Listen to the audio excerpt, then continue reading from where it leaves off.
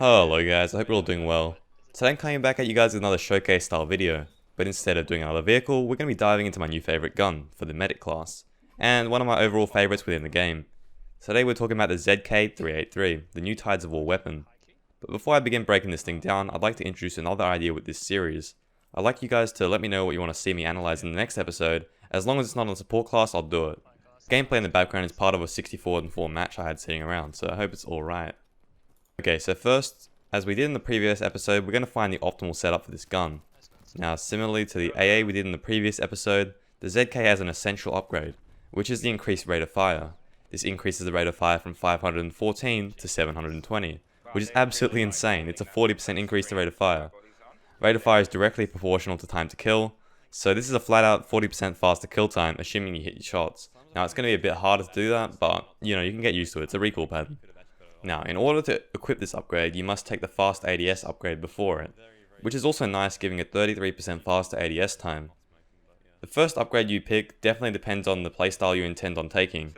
I personally take the 60% increase to ADS movement speed, as it's such a massive advantage to be able to spam AD strafing during gunfights. The other option increases stationary ADS accuracy, as you can see in the data on screen, which compares the upgraded ADS accuracy to stock. It's going to decrease your base minimum spread to a third of its original value. This only applies if you're stationary, however, so you're not moving at all. So it'd definitely be strong with the bipod, but for running and gunning, take the ADS movement speed for sure.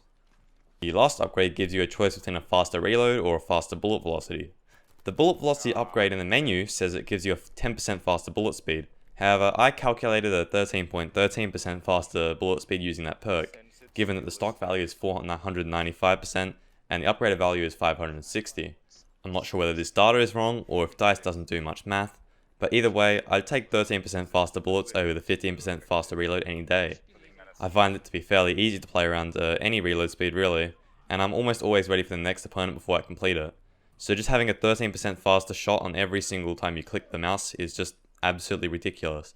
You should always take this, it's definitely better in my opinion. So in summary, I'd recommend running a triple left right build on this gun.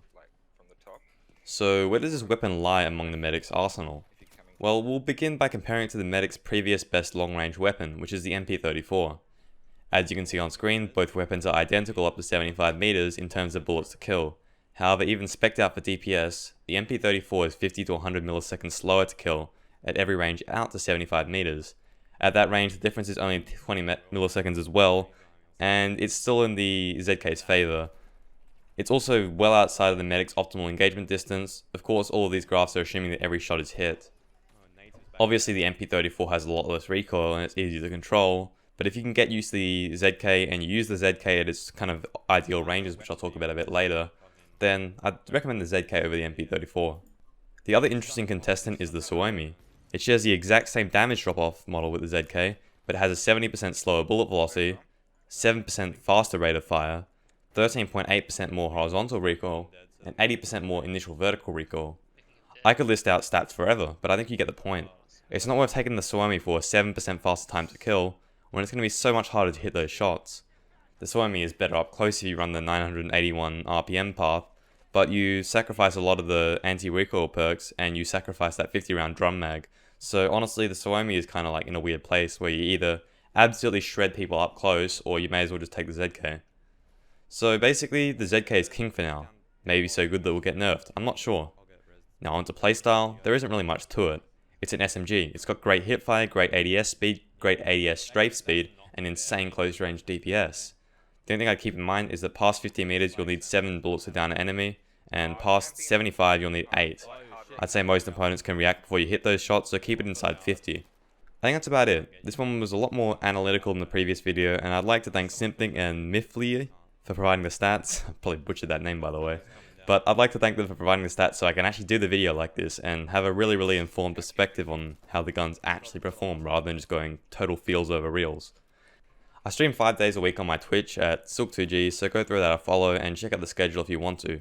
Anyways, I hope you guys enjoyed, leave a rating, subscribe if you like to keep up with my content, and I'll catch you all in the next one. Peace.